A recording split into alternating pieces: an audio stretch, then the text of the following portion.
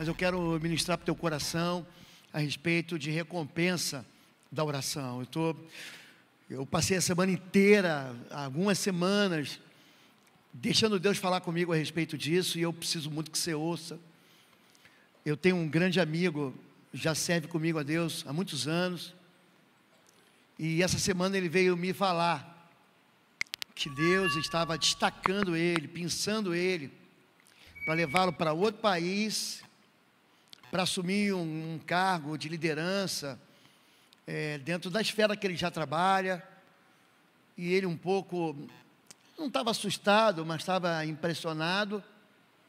Aí eu falei: teu pai orou por você tanto tempo, você crescer, e agora que você cresce, que você é promovido, você não pode ficar assustado com isso. A gente tem que levar a sério as coisas que Deus faz. Eu fico proibido aqui de falar detalhes da minha vida, por exemplo, com os meus filhos. Meu filho fala: pai, não me cita de exemplo, pelo amor de Deus, que vergonha. E a minha filha também, porque às vezes a gente extrapola o limite. Mas quando a gente vê Deus fazendo coisas na vida dos nossos filhos e dos nossos netos, falei assim: meu Deus, minha filha foi contratada lá não sei aonde. Aí Fabíola: você não orou por isso? Você não orou para que Deus pegasse o teu filho, tua filha, e levasse a esse lugar? Por que você está assustado agora? É sobre isso que eu vou falar, sobre recompensa da oração. Eu quero ler Atos capítulo 12, para você entender como que o céu se move quando tudo está sem esperança. Diz assim, Atos 12, de 1 a 19: nessa ocasião, o rei Herodes prendeu alguns que pertenciam à igreja. Esse rei Herodes aqui é o mesmo que mandou decapitar João Batista, é o mesmo que teve presente no julgamento de Jesus. Ele prendeu alguns que pertenciam à igreja com a intenção de maltratá-los e mandou matar à espada Tiago, irmão de João. Tiago era um em carne com Pedro e com Jesus. Pedro, Tiago e João no barquinho. Você já deve ter conhecido essa canção. Eles eram muito próximos, muito íntimos. Vendo que isso agradava aos judeus, prosseguiu prendendo também Pedro durante a festa dos pães sem fermento. A festa da Páscoa começa com uma outra festa, a festa dos pães sem fermento. Ela se estica mais uma semana até a festa da Páscoa. Então, começa com a festa dos pães asmos e termina com a celebração de uma refeição onde o cordeiro ele é sacrificado. É isso que é a Páscoa. Então, ele é preso num dia para ser julgado daqui a uma semana. Tendo-o prendido, lançou no cárcere, entregando para ser guardado por 4 escoltas de 4 soldados cada uma, 16 soldados. Herodes pretendia submetê-lo ao julgamento público depois da Páscoa. Pedro então ficou detido na prisão, mas a igreja orava intensamente a Deus por ele. Na noite anterior ao dia em que Herodes iria submetê-lo ao julgamento, Pedro estava dormindo entre 2 soldados, preso com 2 algemas, e sentinelas montavam guarda à entrada do cárcere. Repentinamente apareceu um anjo do Senhor. Uma luz brilhou na cela, tocou no lado de Pedro e o acordou. Depressa, levante-se, disse ele. Então as algemas caíram dos punhos de Pedro. O anjo lhe disse: vista-se e calce as sandálias. E Pedro assim fez. Disse-lhe ainda o anjo: põe a capa e siga-me. E saindo, Pedro seguiu, não sabendo que era real o que se fazia por meio do anjo. Tudo lhe parecia uma visão. Passaram a primeira e a segunda guarda e chegaram ao portão de ferro que dava para a cidade. Este se abriu por si mesmo para eles, e passaram. Tendo saído, caminharam ao longo de uma rua, e de repente o anjo deixou. Então Pedro caiu em si e disse: agora sei, sem nenhuma dúvida, que o Senhor enviou o seu anjo e me libertou das mãos de Herodes e de tudo que o povo judeu esperava. Percebendo isso, ele se dirigiu à casa de Maria, mãe de João Marcos. Você tem um livro dele em casa, é o Evangelho de Marcos. A mãe de João Marcos também se chamava Maria, um nome muito comum que é derivado de Miriam. Miriam e Maria são nomes que as traduções têm o mesmo significado. Se o teu nome é Maria, significa pequena gota do mar. Maria, você é uma gota do mar. Ou Miriam, é a mesma coisa. Ele vai para casa, onde eles estavam orando, na casa de Maria, mãe de João, também chamado Marcos, onde muita gente se havia reunido e estava orando naquele momento. Pedro bateu a porta da frente e uma serva chamada Rode veio atender. Ao reconhecer a voz de Pedro, tomada de alegria, ela correu de volta sem abrir a porta e exclamou: Pedro está à porta. Aqui a gente vai experimentar no livro de Atos uma série, uma sequência de milagres, de conversões extraordinárias e emocionantes. No capítulo 2, a igreja recebe a promessa do Espírito Santo, é o Pentecostes. No capítulo 3, Pedro e João, na Porta Formosa, curam um aleijado. No capítulo 5, eles são presos, são soltos, eles apanham. No capítulo 8, um alto oficial da segunda nação mais rica da terra, naquele tempo, Etiópia, aonde nascem as fontes do rio Nilo. O rio Nilo nasce lá no norte, lá no sul, geograficamente, mas o Baixo Nilo é onde tem o delta do Nilo, Alexandria, passa pelo Cairo. Era um país riquíssimo, porque as colheitas eram abundantes naquele tempo que não havia energia elétrica, e não havia geladeira. Quanto mais colheitas durante o ano, mais riqueza você tinha, mais gado você tinha, mais daquilo que a gente chama do business, do agronegócio, eles tinham, e era a riqueza daquele tempo. Ele se impressiona, ele vem adorar o Senhor. Filipe chega perto dele, ele está lendo a Bíblia, Isaías, e Filipe pergunta: você entende o que você lê? Ele diz: como vou entender se ninguém me explica? É ali que nasce a hermenêutica, uma das ciências que a gente aprende junto com a teologia, que é a interpretação bíblica correta da Bíblia. Ele prega, e aí esse alto oficial etíope se converte. Ele pergunta: eis aqui a água, o que impede de eu ser batizado? Ele diz: é lícito se você crê de todo o coração. Isso começa a irritar os judeus, porque lá no capítulo 2, 3.000 judeus se convertem, e aquela religião majoritária começa a ver nascer uma semente, assim, uma faísca de competição. Alguém está fazendo sombra conosco dentro da nossa própria terra. Vocês que adorem o Deus de vocês, lá em Moabe, lá em Amon, lá no Egito, lá na Síria, mas aqui não, aqui nós somos judeus. Aí as conversões começam a acontecer, são emocionantes entregas de homens carregados da fé judaica, que agora reconhecem que Jesus é o Senhor. E aí Deus vai tocar na ferida do judeu. Por quê? Porque Saulo, um dos mais proeminentes judeus, categoricamente formados no conceito daquilo que se chama de judeu raiz, ele vai se converter. Esse homem, ele ansiava por matar. Diz assim: Saulo, motivado pela ânsia de matar os discípulos do Senhor, ele tem um encontro, saindo ali da porta de Estevão, porta de Damasco. Ele no meio do caminho encontra Jesus. Aquilo muda a história dele. Ele tem uma aparição com a voz de Deus. Ele reconhece que Jesus é Senhor. Ananias ora por ele. Ele passa, não somente o coração dele muda, mas ele passa a pregar em Antioquia e em Jerusalém que Jesus era o Senhor. E isso promove mais ódio daqueles judeus. Vai piorar. Lá em Cesareia Marítima, Jesus nunca foi lá. Estava o palácio de Pôncio Pilatos. Estivemos lá algumas vezes. O Rubens da FRM leva a gente todo ano para lá. Espero que um dia você possa ir conosco. Chegamos em Cesareia de Filipe, e lá tinha um centurião chamado Cornélio. Ele era o capitão da guarda, ele era chefe do regimento, chamado italiano. Ele tem uma visão. Esse homem era muito bom, mas ele não tinha Jesus. Ele entregava esmolas, e de repente ele tem uma visão. Um anjo aparece para ele. Ele manda uma guarda pessoal ir buscar Pedro, que está lá em Jope, mesma terra de onde saiu o Jonas, que depois é engolido pelo grande peixe. É uma outra história anterior. Pedro também tem uma visão, e quando Pedro chega na casa dele, prega o evangelho, eles são cheios do Espírito Santo e começam a falar novas línguas. Isso vai trazer uma confusão.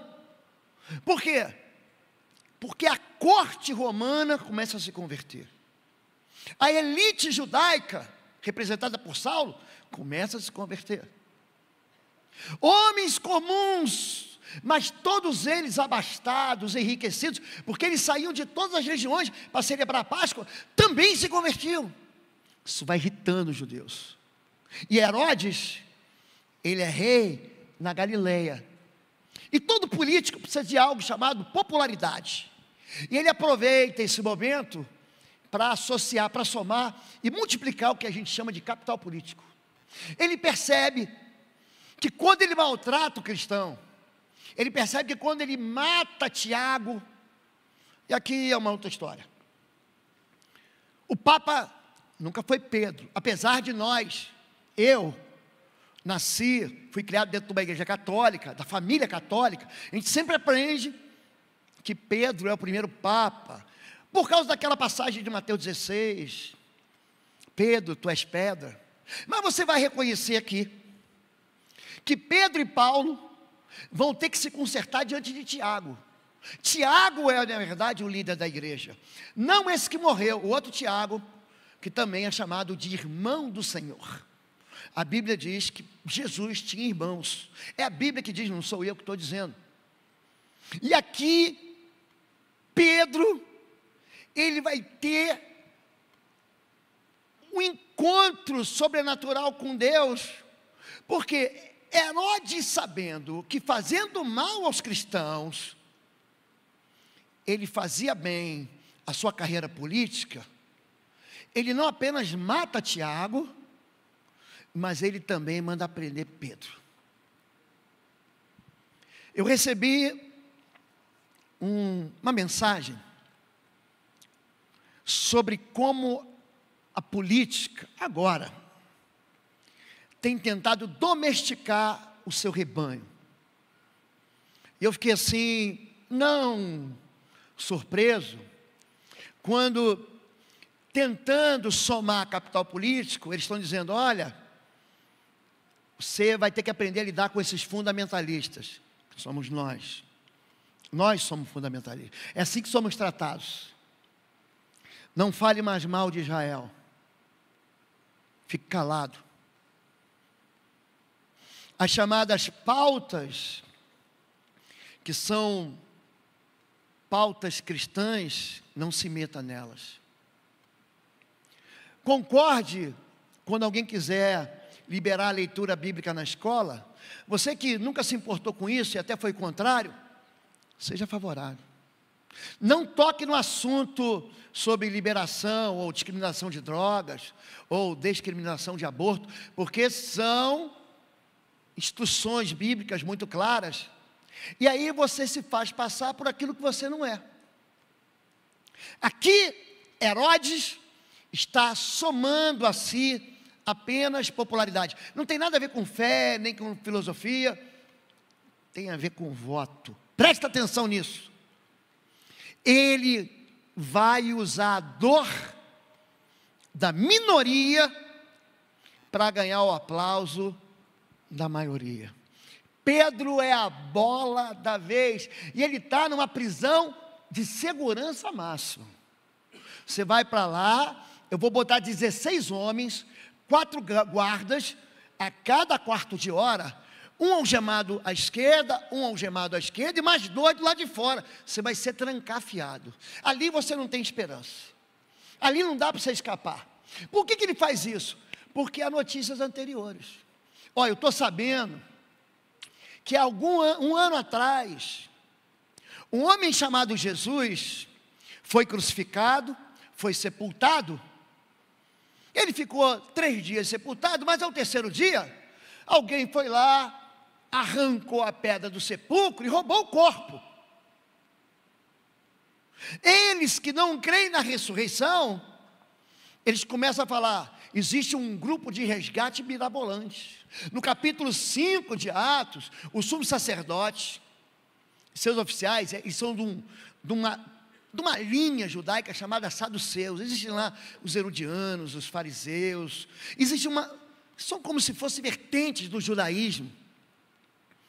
eles mandam prender os apóstolos e colocaram numa prisão pública. Aí vem um resgate, vem um milagre, vem uma recompensa de oração. Um anjo do Senhor, porém, veio durante a noite, abriu as portas do cárcere e levou para fora. Olha que coisa louca. Quando os guardas do templo chegaram à prisão, os homens não estavam lá. Então voltaram e contaram: a prisão estava bem trancada, com os guardas vigiando do lado de fora, mas quando abrimos as portas, não havia ninguém. Ou seja, para Pedro não escapar, vamos botar a tropa de elite. Quem é a tropa de elite? São os pretorianos, são aqueles guarda-costas que ficam mais perto, a gente chama isso de cápsula. Eu fiquei 6 meses, muitos anos atrás, eu trabalhei na segurança da presidência da República. Eu, naquela época, fui destacado aqui de Curitiba para fazer a segurança da presidência, do vice-presidente, do presidente da Câmara. Na época, havia um ministro, era o ministro da Reforma Agrária, que ele era mais ameaçado do que o próprio presidente. Então, eram aquele pessoal altamente especializado, para não deixar escapar, para não deixar ninguém tirar Pedro da prisão. É nessa situação, nessa expectativa de que houvesse mais uma libertação extraordinária, que Pedro, ele está preso. Então, enquanto Pedro estava em cárcere, a igreja estava livre. Enquanto a porta estava fechada, o céu estava aberto. A igreja orava fervorosamente, intensamente. Você acha que não existe recompensa na oração?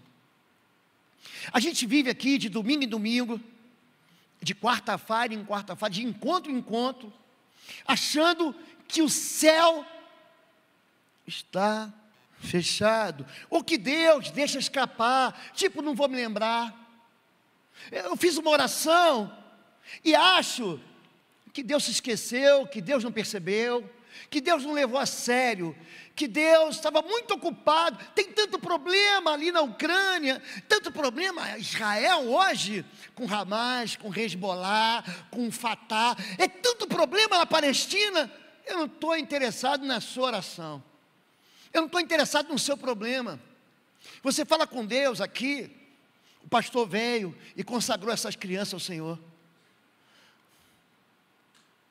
Você acha que Deus não viu?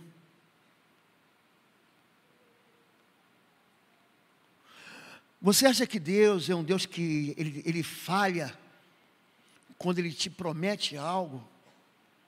Existe uma recompensa verdadeira, existem favores, clamores, milagres que você está pedindo, você está apressado, e você acha que Deus não está ouvindo. Pedro estava trancafiado, a igreja estava clamando. Essa palavra, fervorosamente, só quem usa é Lucas.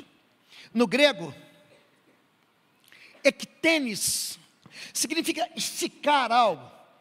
É como se você submetesse, você puxasse, você estendesse, até o limite aonde vai quebrar.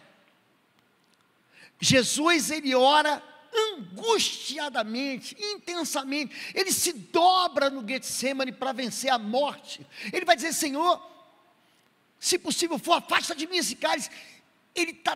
A fé dele alcança um nível em que ele começa a sangrar, suor. Os pequenos vasos, eles se rompem, se juntam ao suor, e ali ele sua sangue, é sangue que cai na terra. A oração, ela não é uma luta com Deus. Eu vou lá e vou insistir, e Deus vai ter que me obedecer, Ele vai ter que me atender, Ele vai ter que me ouvir. Não é nada disso. A oração não luta contra um Deus relutante que diz: aí, ora mais, está orando pouco, você está orando sem intensidade, está orando sem fé.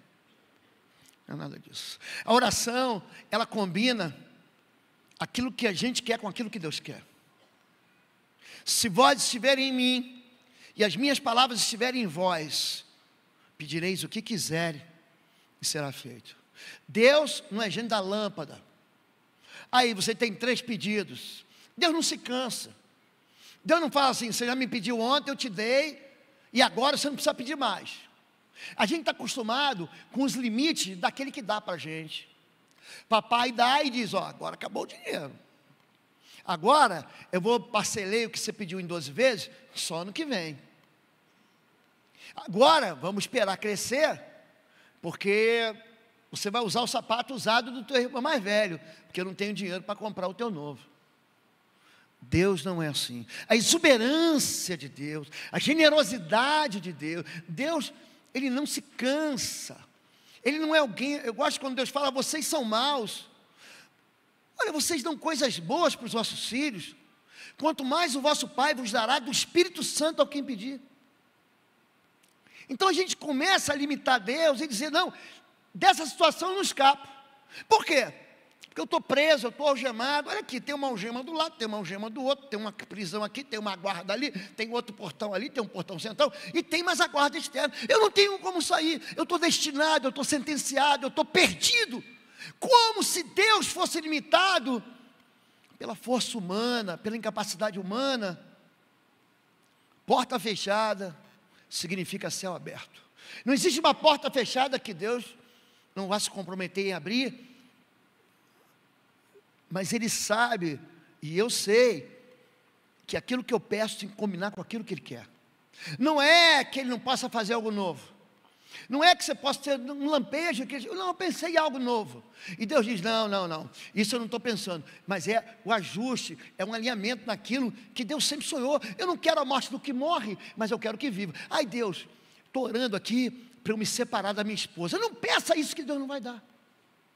Deus, eu estou orando aqui para o Senhor me ajudar, porque eu vou assaltar um banco e eu não quero ser preso pela polícia. Me ajuda, Deus. Não, Deus não vai ajudar isso. Deus não abençoa pecado.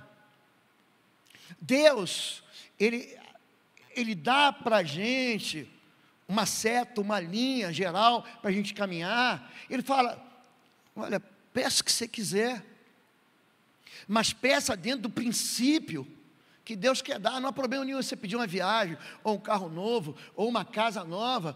O problema é você pedir isso e você não caminhar. Existe foco naquilo que a gente faz.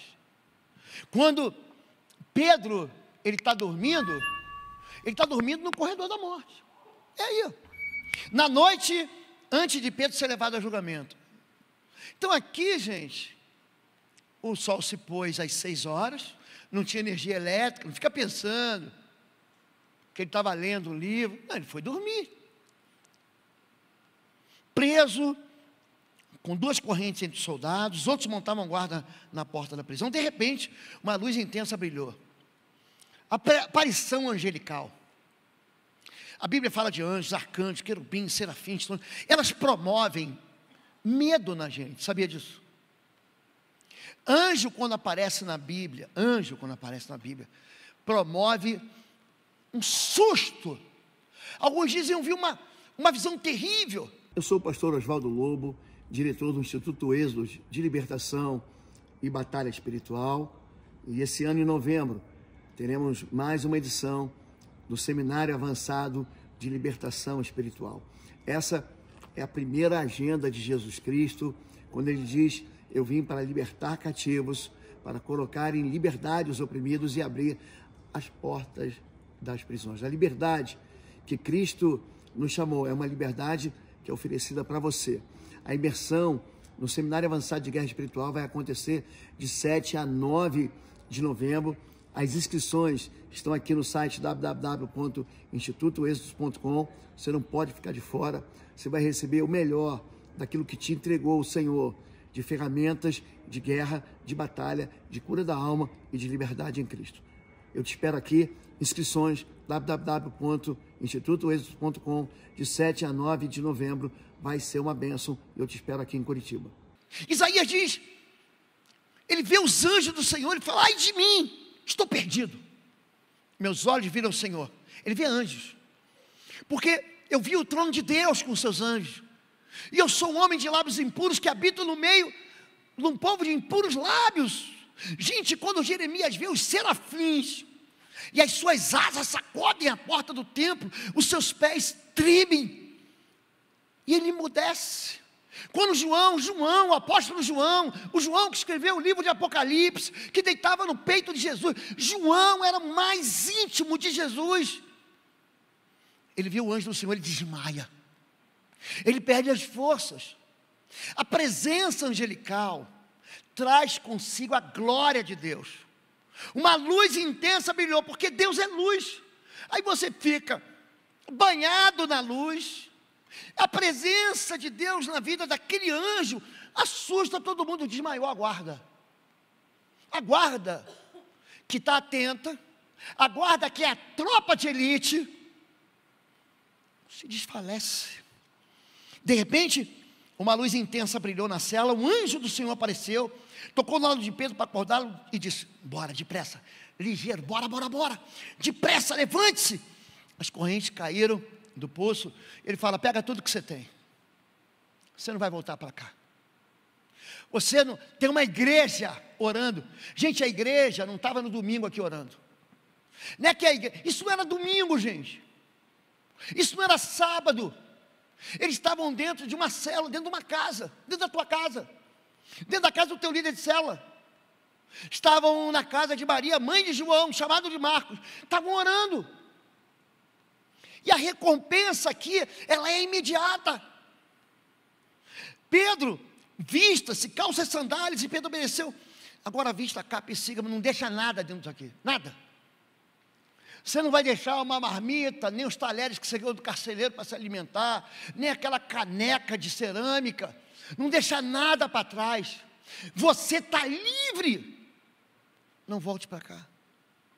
Não fique orando para que Deus te entregue os pedacinhos, os caquinhos, um quebra-cabeça, é um quebra-cabeça, pede logo tudo que você tem que pedir. Aí o anjo chega e avisa: ó, você não vai voltar para cá não, hein? Pega tudo, pega tua sandália, pega teu Nike Air, teu Adidas, teu Puma, pega teu Rainha System, pega tua camiseta Polo, pega teu casaco, vamos embora daqui, leva tudo daqui. Há uma resposta imediata. E eu era garoto, morei na Ilha do Governador, e tinha um aeroporto que a gente chama hoje de Velho Galeão, virou até um escritório lá de aviação civil, um escritório da ANAC, era o antigo DAC, era ali. E quando o aeroporto ficou pronto, meu pai trabalhava lá, e falou: vamos embora ver o aeroporto internacional do Galeão, novo. Gente, eu nunca tinha vindo aqui, eu garoto, eu colocava o pé assim, ó, a porta automática abria. Era. Hoje aquilo que você vê, que tem um sensor, a porta abre e fecha. Hoje você bota a cara, né? Você vai chegar em alguns condomínios, você tem que esconder a cara, você não quer que abra a porta, você bota, a porta abre. Aqui, a porta se abre, passaram pelo primeiro, segundo posto de guarda, e quando chegaram ao portão de ferro que dava para a cidade, o portão se abriu sozinho. Quando você ora, a porta se abre sozinha, sabia disso? Quando você ora, você vai ter a impressão que foi sorte. Não, mas esse negócio deu certo de novo. Não é sorte. Existem portas que abrem e que você não sabe que tem gente que está orando por você, e que você não sabe que tua mãe orou por você. Foi teu pai que orou por você, meu filho, aprende isso. Foi tua mãe que consagrou você, foi teu pai, tua mãe, teu avô, tua avó que trouxeram você no altar. Eu vou consagrar ao Senhor. Você nem lembra disso. Pedro estava dormindo, ele nem sabia. Para Pedro, o destino dele tinha encontrado o The End, ponto final. Acabou. Um rei mau, cruel, querendo alcançar benefício político, popularidade, viu que matava o Tiago. Se eu matei o Tiago, me dei bem, imagina se eu matar Pedro, esse homem famoso aqui. Foi ele que o aleijado estava aleijado, e o Deus dele curou o aleijado. Imagina, eu sou mais forte que o Deus dele. É isso que ele está dizendo. Para Pedro, havia chegado o fim. Para a igreja não. A igreja orava firmemente, intensamente, até o fim. A porta se abre. Tem muita porta que a gente encontra aberta. Foi tua sogra que orou por você. Tua sogra quando falou a respeito do marido, da filha dela, ou da esposa, foi ela que orou por você, foi tua avó.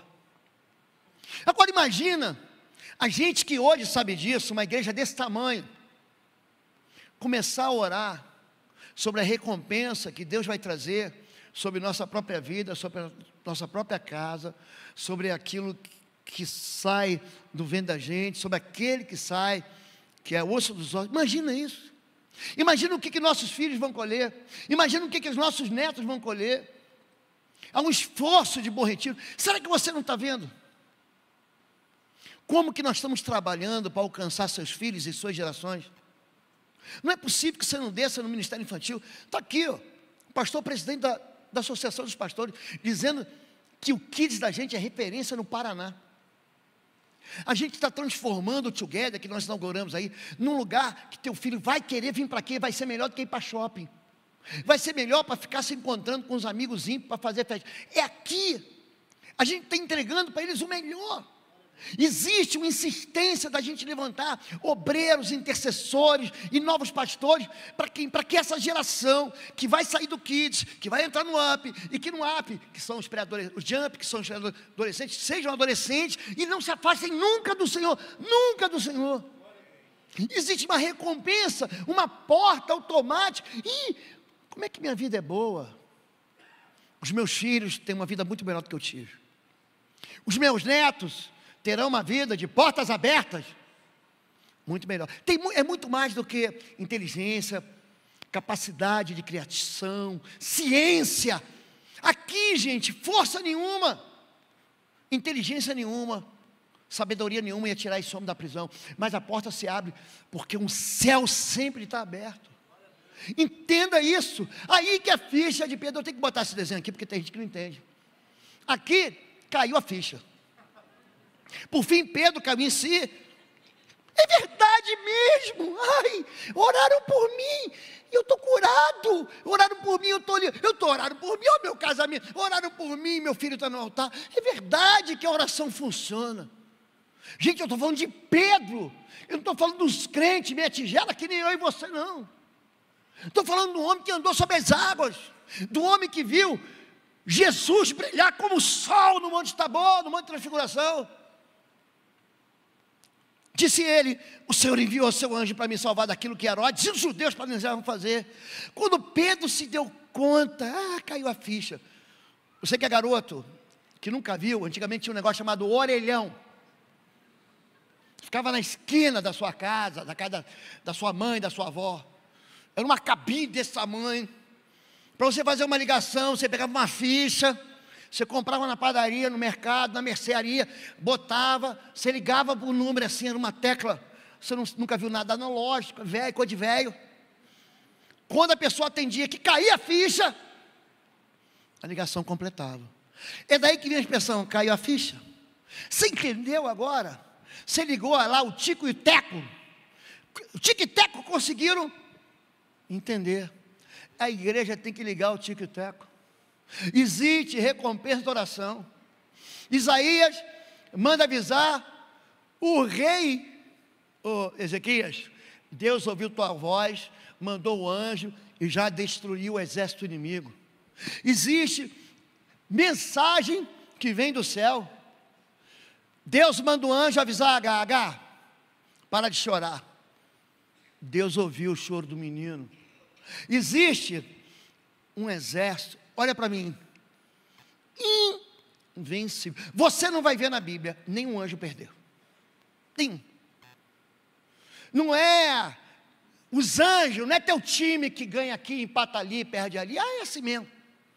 Não existe derrota no exército angelical do Senhor. Nenhum anjo perde. A gente brinca e diz que teve um empate técnico entre Jacó e o anjo no Val de Jaboque. Quando eles lutaram, me abençoou, mas Jacó sai aleijado da luta. Ele sai bancando. Você não vai ver anjo perder. Hebreus capítulo 1, verso 13, diz que os anjos são espíritos ministradores que servem àqueles que hão de herdar a salvação. Jesus, ele vai dizer que os anjos se alegram com vitórias que você tem. Gente, existe mais alegria no céu entre os anjos. Já imagina os anjos fazendo festa? Crente é bicho ruim para festa. Crente acha que dançar é pecado. Aonde que você viu isso? Pecado é ir pular carnaval. Pecado é ir para balada na dança da sensualidade. Mas tu acha que judeu não fazia dança, não fazia festa? O que você acha que Miriam fez quando o exército inimigo foi afogado? Hein? Jesus diz: vocês são chatos. Nós cantamos e vocês não festejaram. Tocamos flautas e vocês não dançaram. Oh, geração ruim de jogo. Você pode fazer festa, celebre, meu filho. Faça festa. O nosso Deus não é um Deus carrancudo. Aquele homem de barba branca, zangado, olhando para todo, querendo pegar alguém errado. Não é nada disso. Há mais festa no céu entre os anjos quando um pecador, que nem eu e você, se arrepende, do que por gente que acha que não precisa de arrependimento. Os anjos fazem parte no exército de Jesus. Interessante isso. Ele está discutindo com esse mesmo Herodes. Não, Pôncio Pilatos. É outro, é o rei da Judéia. Ele fala o seguinte: meu mundo é desse mundo não. Se fosse, eu pediria ao meu pai. Diga, eu vou pedir ao meu pai. Diga assim, vou orar. E ele enviaria 12 legiões de anjos. Ai, Deus, manda um anjinho para cá. Pede logo um batalhão. Pede logo uma companhia de anjos. Pede logo um regimento de anjos. Pede logo uma legião de anjos. Eu era pastor de jovens em outra igreja. Terminou o culto de sábado, me trouxeram uma menina que estava tentando suicídio. A gente congregava numa igreja que era próxima a um cruzamento. Pastor, eu muito jovem, não era pastor não. Lobo, está tentando suicídio. Aí estava eu e a pastora Fabíola, que também não era pastora. Fomos orar a Deus, acalma o coração. Manifestou um espírito imundo tão violento na moça. Era um espírito de morte, um espírito de suicídio. Motivado por uma decepção amorosa, uma amargura, uma tristeza. Gente, manifestou de um jeito, eu me lembro até hoje. Era a sala da secretária da igreja. Gente, eu não sabia lidar com aquilo direito. Eu via meu pastor fazer. Ela tirou do bolso uma chave que nem um canivete. Uma chave dessa de veículo que você aperta e faz assim. Tuf. Ela pegou e enfiou aqui na carótida dela. Eu, em nome de Jesus, solte ela em nome de Jesus. Sai dela. E o bicho não saía de jeito nenhum. Uma resistência espiritual. Gente, eu lembrei de um sermão em que o pastor falou, e ele citou Salmo 91, 11, 12. O Senhor dá ordem aos seus anjos ao teu respeito. Eu falei, Senhor, em nome de Jesus, manda teus anjos. Gente, mais rápido do que cronometrar carro de Fórmula 1.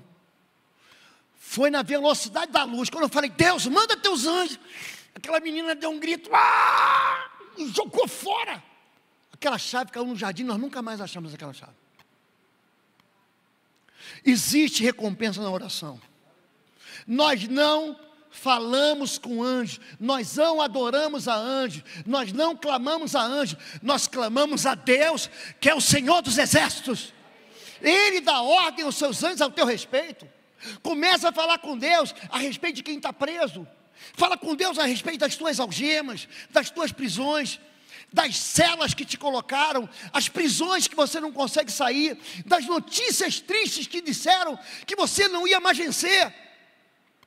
Não deixe se enganar. Não viva uma religião de domingo. Experimente buscar a Deus na segunda, na terça, na quarta, na quinta, na sexta, em todos os dias. Não se levante dizendo que não precisa de Deus. Traga Deus para os detalhes da nossa vida. Gente, Jesus ensina assim, ó. Lucas capítulo 11, verso 1, Mateus capítulo 6, verso 7. O pão nosso de cada dia nos dá hoje. Peça aquilo que é simples. Se você se acostumar a receber o que é simples, você vai ousar a pedir aquilo que é complexo, aquilo que é difícil, aquilo que todo mundo acha que é impossível. A oração traz recompensa. A oração traz uma resposta. A oração atrai a mão de Deus. A oração combina com a vontade de Deus. Vamos ficar em pé em nome de Jesus, vamos orar. Pega essa palavra, querido. Seja disciplinado. Discipline. Abre uma lista. Eu e a pastora Fabíola começamos a fazer isso em 2006. Lista dos impossíveis. Eu já preguei sobre isso aqui uns 3 anos atrás. Sabia? Eu escrevo. O que é impossível, eu escrevo. Sabe o que eu estou falando? Pode se preparar, igreja. Pode se preparar. Estou falando com Deus a respeito da Copa de 2026. Estou falando. Não sei se Ele vai me dar, mas estou falando, Deus, quero estar lá. Eu não sei que porta vai abrir, mas que vai abrir, vai abrir. Eu estou falando com Deus a respeito do casamento do meu netinho. Estou falando sobre a família dela, da minha neta nora. Quando eu abraçar essa menina daqui a alguns anos, eu vou saber, é ela. Estou orando pelos pais dela. Eu estou falando com Deus a respeito de você. Olha para mim. Hoje eu levantei e falei, Senhor, nada melhor do que pastorear um rebanho quebrantado. Essa palavra não pode ser uma palavra de motivação. Tem que ser uma palavra que entre assim, ó, nos teus ossos, que entra na sua carne. Que você saia daqui, Deus, eu perdi até o rumo, Deus. Eu falei, Deus, isso tem que ser verdade, não só na minha vida, mas na vida desse povo. Imagina todo mundo orando intensamente. Imagina cada célula de Bom Retiro, você que está fora da célula, orando intensamente, falando com Deus sobre milagres, falando, Deus, abre a porta, derruba as algemas, faz silenciar a sentinela, tira o decreto que é contrário, remove a sentença, tira. Tem gente dentro do vício, tem gente dentro da prisão da amargura, tem gente dentro da prisão da tristeza. E a gente fica, é a vontade de Deus. Gente, tem um negócio que eu detesto. Ó, pastor, já vou avisando. É a seguinte expressão: Deus sabe de todas as coisas. Pensa uma expressão assim, que me dá uma agonia. Como quem diz assim, foi Deus que quis. A vontade de Deus é que todo mundo se salve. O desejo de Deus é que nenhum ímpio se corrompa, que todos se arrependam e vivam. É a vontade de Deus. A vontade de Deus é que a sua palavra se estenda sobre toda a terra. Eu tenho orado para que você se desperte. Gente, traz sua casa para cá, ore por ele. Ele não ouve, querido, ele não ouve você, mas a tua oração vai chegar no céu. Ele vai trazer recompensa. Para de pensar só na próxima segunda-feira nos boletos que vão vencer. Começa a falar com Deus sobre sua vida daqui a 5, 10, 15, 20 anos. Gente, se você não tem nada para orar, eu não tenho nada para orar, então ora por mim. Vou orar pelo pastor Lobo.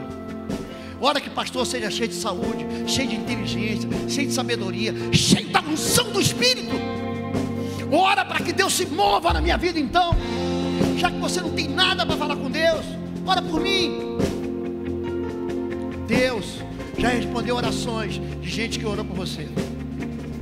Deus já respondeu orações que você orou. Existem outras que ainda não, mas que chegarão. Existe recompensa na oração. Você crê nisso, gente? Você crê que isso é verdade? Vamos orar, sai do seu lugar aqui. Vamos orar, sai do seu lugar. Vamos levantar um clamor aqui. Vamos todos levantar. Podemos cantar uma canção? Nós vamos cantar uma canção aqui. Feche teus olhos, vamos orar. Comece a orar, comece a buscar a presença do Senhor. Eu quero te fazer uma pergunta. Quantos estão aqui que ouviram a voz do Senhor nessa manhã e nunca fizeram uma aliança com Jesus e deseja fazer agora, todos de olhos fechados? Levante sua mão que eu quero orar por você. Se você deseja nessa manhã entregar a tua vida para Jesus, essa é a decisão mais importante. Deus abençoe, Deus abençoe você que está entregando a sua vida para Jesus nessa manhã. Você que nunca foi batizado, que deseja ser batizado, levante a sua mão se você deseja ser batizado. dizer: Senhor, eu quero ser batizado. A igreja quer te bater. Levante a sua mão, que nós queremos orar por você. Você que está reconciliando, você que estava longe dos caminhos do Senhor, mas decidiu, né, nesse dia, nessa manhã, voltar para os caminhos do Senhor. Levante a tua mão que eu quero orar por você. Milagres acontecem dentro das casas. As respostas de oração vêm de um coração que busca Deus no secreto e é recompensado em público. Vamos orar, vamos buscar a presença do Senhor, vamos orar fervorosamente. Como a igreja se reuniu para orar, agora nós vamos orar. Nós estamos aqui reunidos para orar e vamos clamar ao Deus que tudo pode, o Deus que tem todo o poder, o Deus que é grande, forte, poderoso, maravilhoso, Pai da eternidade, Príncipe da paz, o grande eu sou, El Shaddai, o Senhor dos exércitos, o nosso libertador, o nosso socorro, nossa fortaleza, aquele em quem nós adoramos, amamos, buscamos, nos rendemos, nos prostramos diante da beleza, da grandeza de quem Tu és, Senhor. Pai, aqui está a Tua igreja, aqui está o Teu povo agora, Deus, que busca a face do Senhor, que busca a direção do Senhor, uma igreja que se dobra diante da grandeza e a soberania de quem o Senhor é. Pai, em nome de Jesus, nós queremos ver, sim, receber as recompensas das nossas orações. Pai, agora destrava o nosso coração, destrava a nossa fé, para que sejamos homens e mulheres cheios do Teu Espírito Santo, Deus, que se voltem para a oração. Pai, nós não vamos negociar o nosso tempo de oração, a nossa intimidade com o Senhor. Queremos viver isso aqui, mas queremos viver isso dentro das nossas casas, da nossa realidade, no nosso dia a dia, Pai. Nos levanta como homens e mulheres de fé, de oração, que buscam o Senhor, que não se dobram diante dessa realidade que o mundo está vivendo. Não, Pai, nós queremos trazer, Pai, as recompensas do alto, do céu, sobre a nossa casa, sobre a nossa igreja, sobre a nossa família. Nós queremos trazer o Senhor para dentro das nossas casas, da nossa história. Senhor, olha para nós agora, Senhor, se inclina em favor da Igreja Batista Bom Retiro, se inclina sobre a nossa história, muda os corações, muda os destinos aqui nessa manhã, Pai, em nome de Jesus. Arranca de nós o coração duro, arranca de nós, ó Pai, todo o coração de pedra, faz um transplante nessa manhã, Deus. Muda, Senhor, muda aquilo que precisa ser mudado. Tira a incredulidade, tira a dureza, tira o medo, tira o pavor, tira do nosso coração, Pai, tudo aquilo que não procede do Senhor, que não vem do alto, e nos transforma, Senhor, para que sejamos cada dia mais e mais semelhantes, parecidos com Cristo. Em nome de Jesus, nós buscamos a Tua face, nós buscamos a Tua direção, nós buscamos a Tua orientação, e nada, absolutamente nada vai parar a Tua igreja, nada vai parar a igreja do Senhor, que se submete, que obedece ao Senhor. Bendito seja o nome de Jesus, bendito seja o Teu nome, Senhor. E a igreja diz amém, amém, amém e amém. Glória a Deus, glória a Deus. Diga, Ele é vitorioso.